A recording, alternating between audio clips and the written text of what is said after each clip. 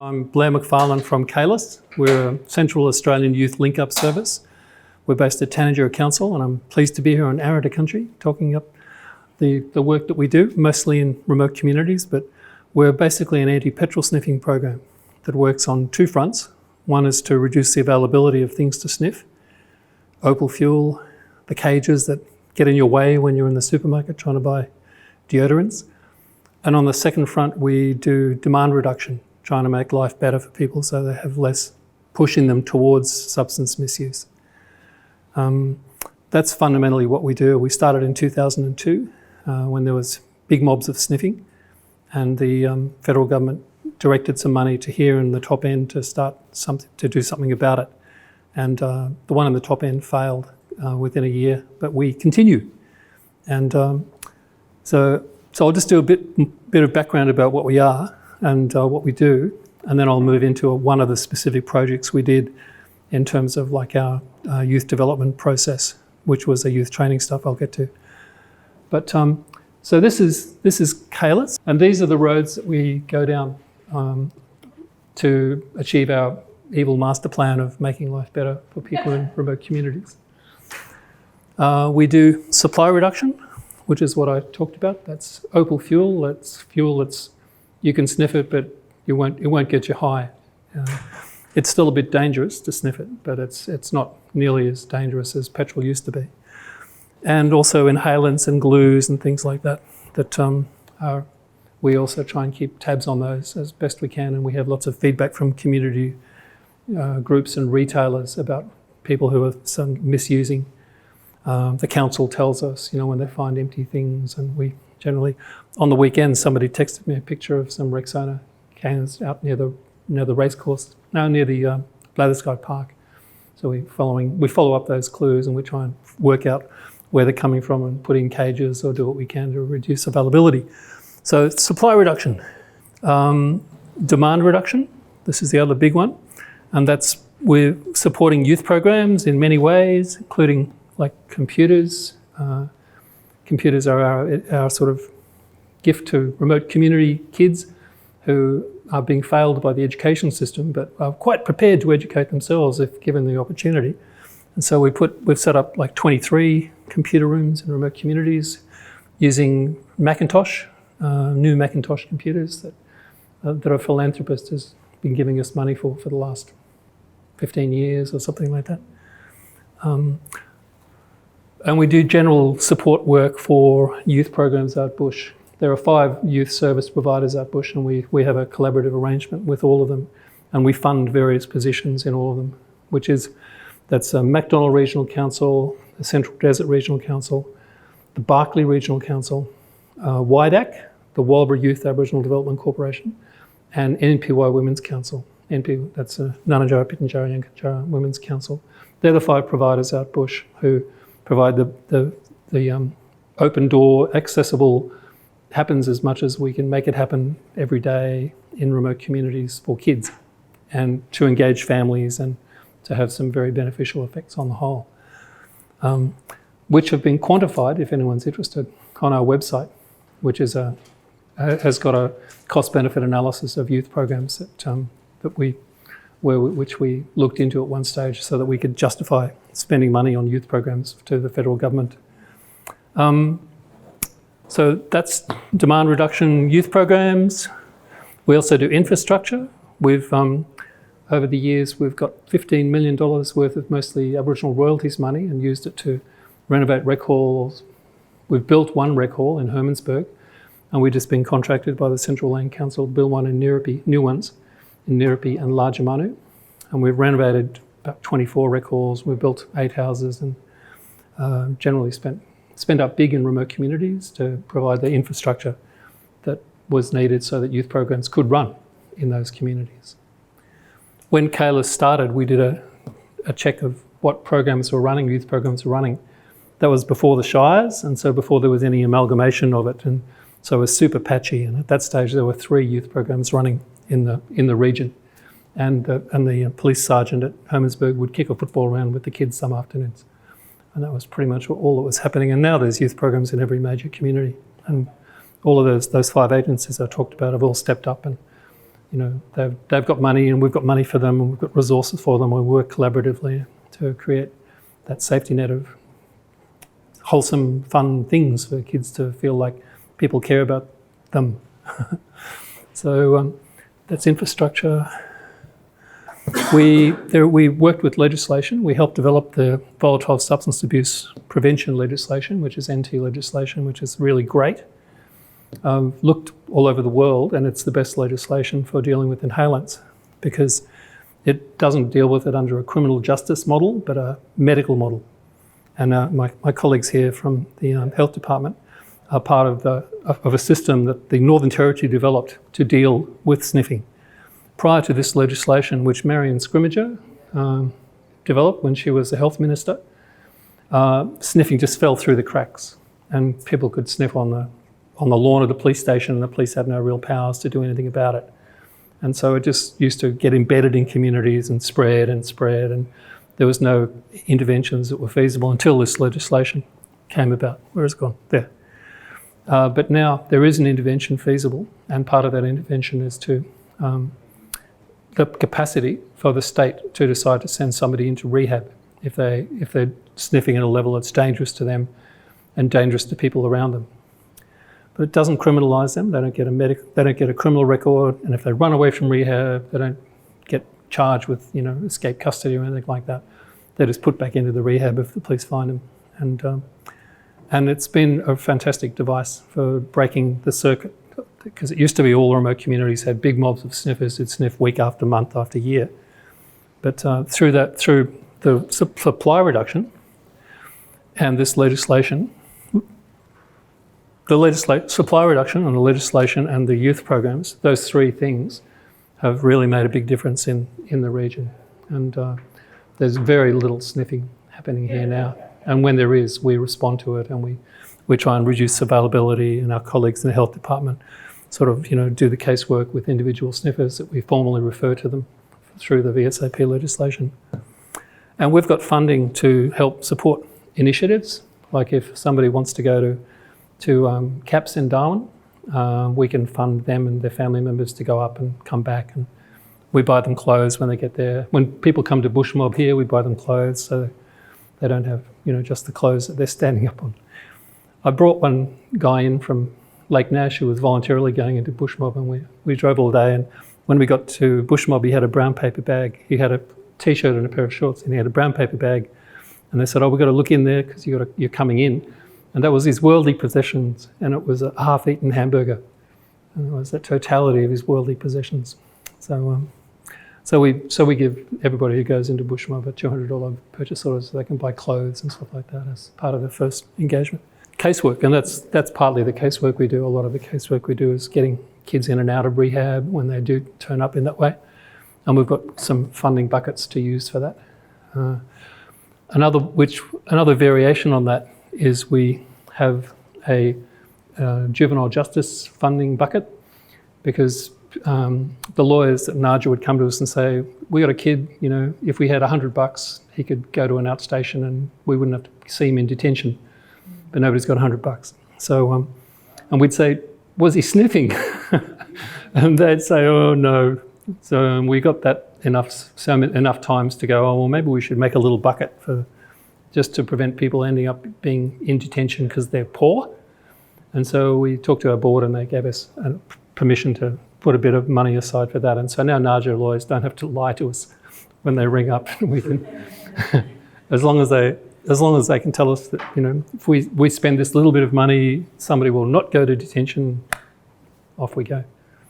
So the other casework we do has been with brain damaged ex-sniffers there are quite a few of them around, and we support their families mostly, to try and embed them in the community rather than have them fall off and end up in institutions.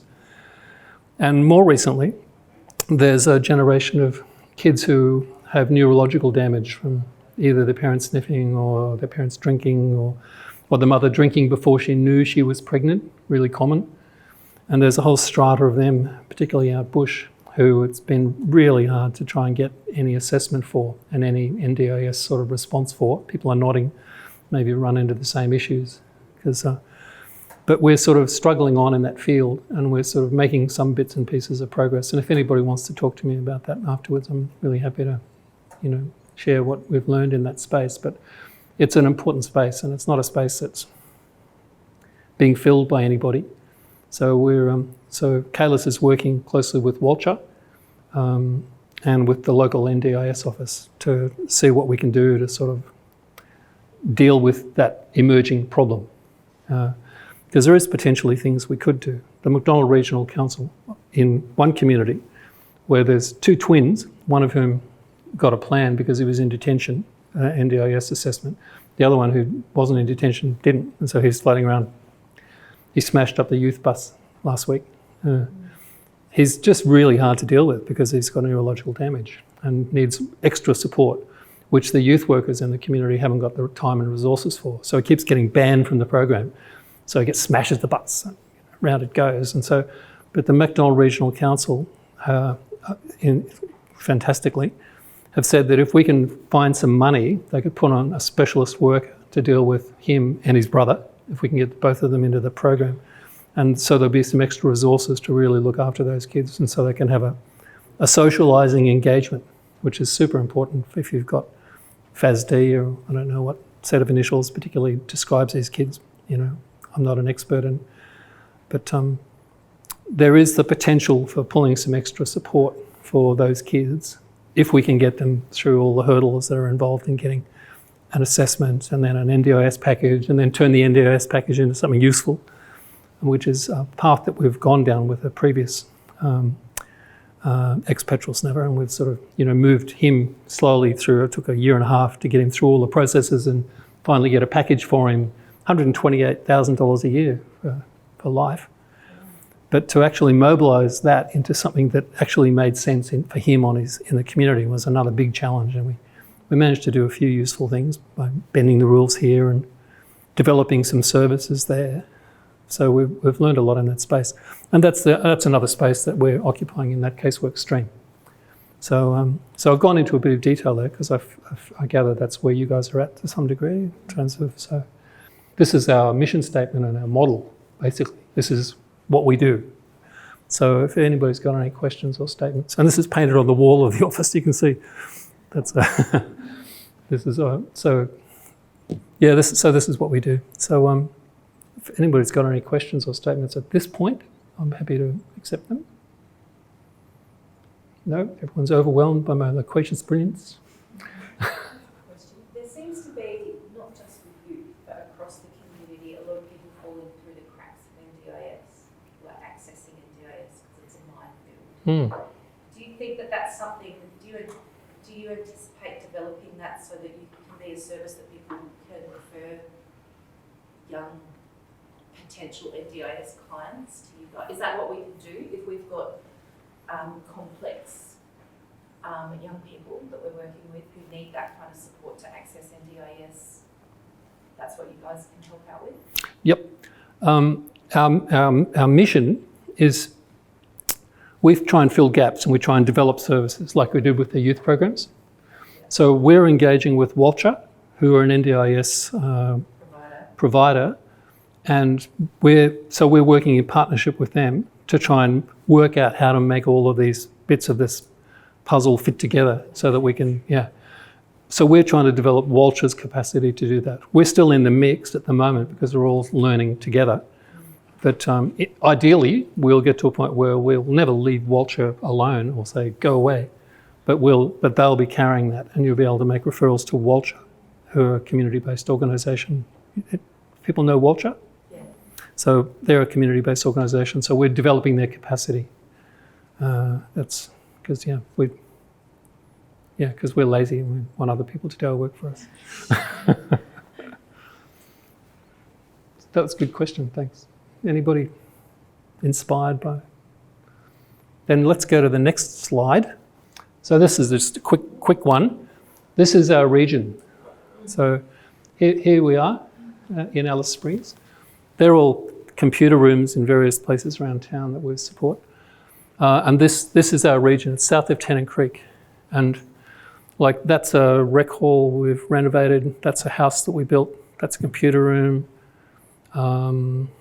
They're Wi-Fi hotspots, computer rooms, workers that we fund directly in the Mac Shire. There's one there and one at Papunya, wherever that is. In that mix there somewhere is another worker. There is.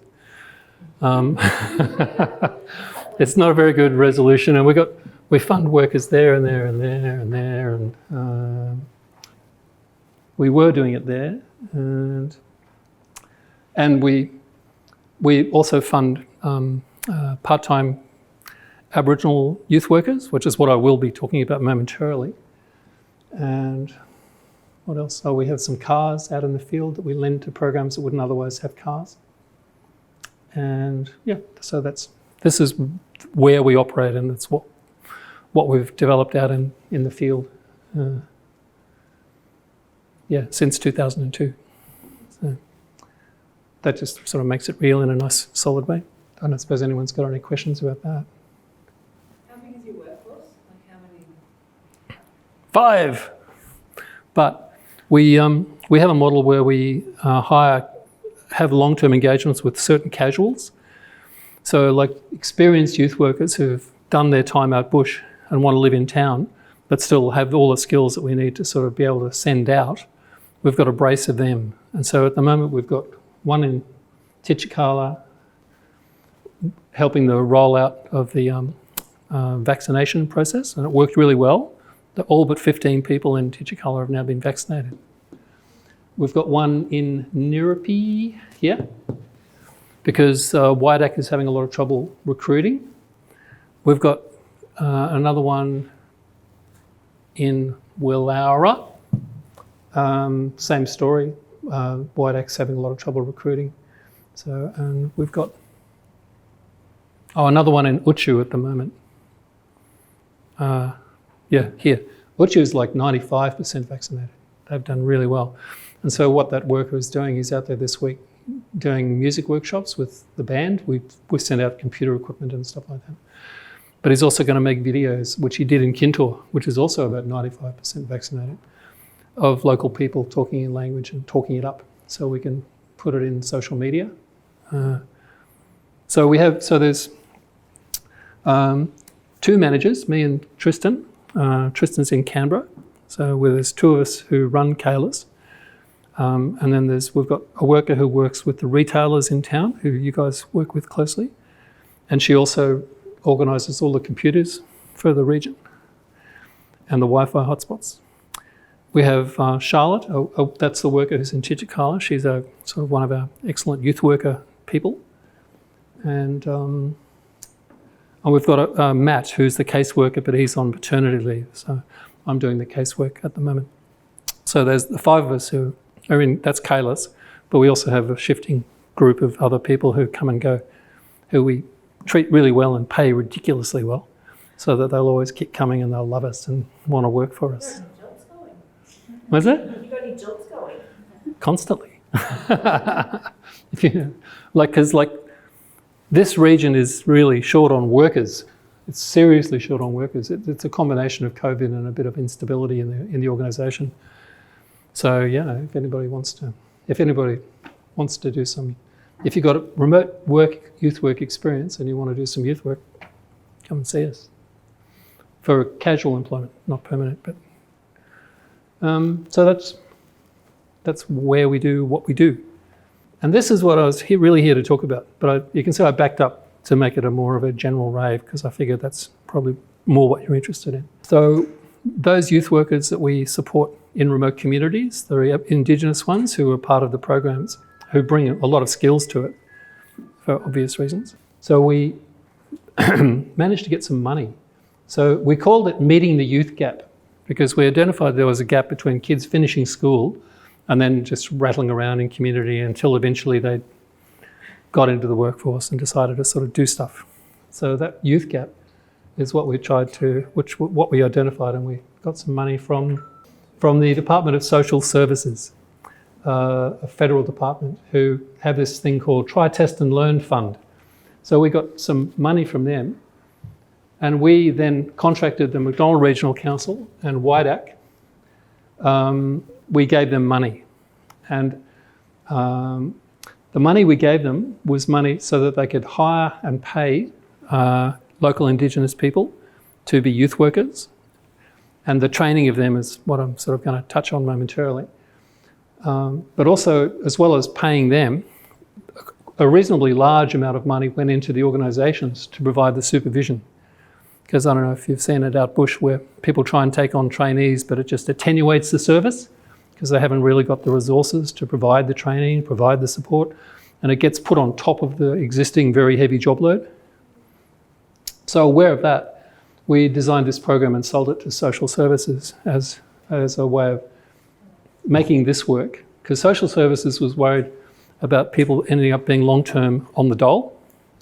And so we sold this to them as a way of sort of giving people skills so that they would be more attractive in the workforce and in a specific workforce where they had the market advantage because they were local Indigenous people with language and culture and knew everybody and had seen youth programs operating through their own lifetimes. And so it was a smaller step than some jobs, which are sort of a much bigger step. So we sold this to Social Security and they gave us lots of money. And so we instigated this program. These are the communities where we operated it across our region. So they're the McDonald Regional Council communities, and these are the Waidak communities. And in each of those, we advertised just with word of mouth locally, and we got people who joined up for this program. The program moved people through this process. A sign-on process, and then the best part of the program was supervised work. It's where the existing youth programs would just have extra horsepower so they could have extra workers come on board and help them with things. And most of the value we saw in terms of training was training by doing with people who actually knew what they were doing. And so that was the most important sort of part from our point of view. And that worked really well. I'll show you a slide soon. We also developed some learning modules, which are unaccredited training, but which were designed to sort of move people towards a better understanding of various aspects of the work that they would be doing. From, the very first modules were about making sure that people had their tax file numbers and their email addresses and a mobile number and all of that fundamental, identification, OCA cards, all of that really fundamental stuff that people have so much trouble dealing with and getting their hands on, and which is such an impediment to getting any entitlements through Centrelink. So that was one of the modules, was getting all of that stuff and accumulating it and making sure it was all there. But there are also modules about how to be a youth worker, mental health, AOD, money, and a couple of other modules like that. They're on our website, and you're welcome to them at any point. And there are sort of two levels of them. One is a sort of like user's guide. So like the senior youth worker would have this and would be able to work with people and move through all of this learning stuff. And the second one was a comic book version, which had almost no words in it, as a sort of an accessible form to not frighten people when you were sort of bringing them into a training thing by having something really straightforward that the youth worker could then talk to. So it had a wide range of capacity to pitch it. So that's the learning modules. They learn to be part of a team and to do communication and grow in confidence, basically. There's another bit of research done by Waidak a few years ago that showed that confidence was the main predictor of being able to get work. That Aboriginal people who were confident could get jobs easily. But if they're not confident, then they didn't apply and they didn't get them. And the problem, this particular bit of research was looking at formal training versus informal training. And it found formal training seemed to just teach young people, that they were no good at things and that they would fail and they wouldn't turn up on the right day and everyone would get angry with them. And so the accredited training just diminished people. But the unaccredited training, the stuff that the Walbury's were running through their Waidak program, which was called Jarupichiti, which was informal training, which is just you turn up on a day, let's work through some things, let's do some stuff. If you don't come for 3 weeks, no drama, and no formal tests and no formal outcomes, but just an engagement where people could follow their interest and get support from somebody that they knew and trusted And that group went on to get jobs. And the group who learned that they were not very good at things through the formal training did not. So we're really believers in informal training. And part of that process of developing confidence is just moving in that space with people who've got the time, because we paid them extra time for extra money, extra hours, to really foster people in that. And then they had, and this is the thing that we sold them to the department. They're less likely to depend on welfare in the long term because they had skills. And they liked it. We did questionnaires with all of about 80 people cycle through it. We did questionnaires with all of them, and you can see that there was a fairly positive change in sort of aspects of their employment, behaviour, knowledge, and skills. One of the aspects of our model was real flexibility because we know people at Bush have got a lot of obligations on them, and so like I touched on it before. Of if somebody doesn't turn up for 3 weeks, you don't get sacked. You don't get letters sent to you. You don't then end up hating the people who you used to work with because they're picking on you. It was like, you go away for 3 weeks, you come back, oh, welcome back, let's go, here's a whistle, go do basketball. And we found, as a consequence of that, so we monitored people's engagement, and steady engagement was this group, and they would have been fine in any workplace. This group here would disappear, intermittent engagement. They would just disappear for periods because they had to or wanted to or whatever.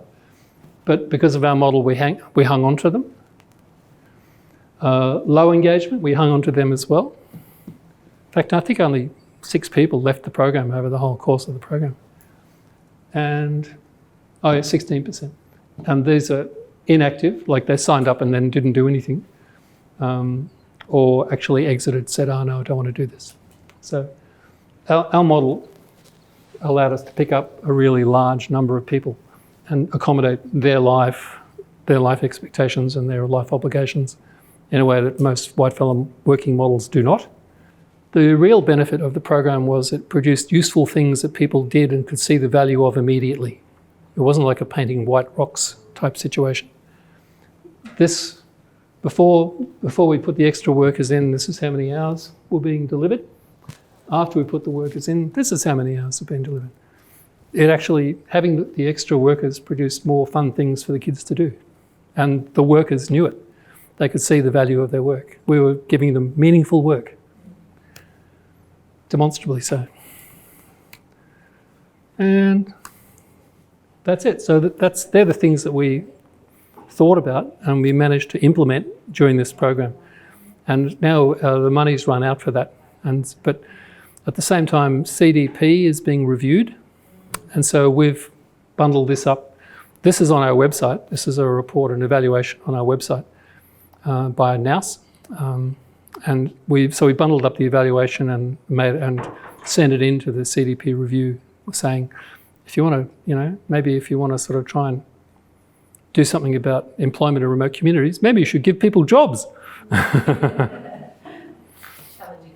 It's a challenging idea, but it's an idea that the federal government from 1945 onwards ran a full employment guarantee. I don't know if you guys know about this.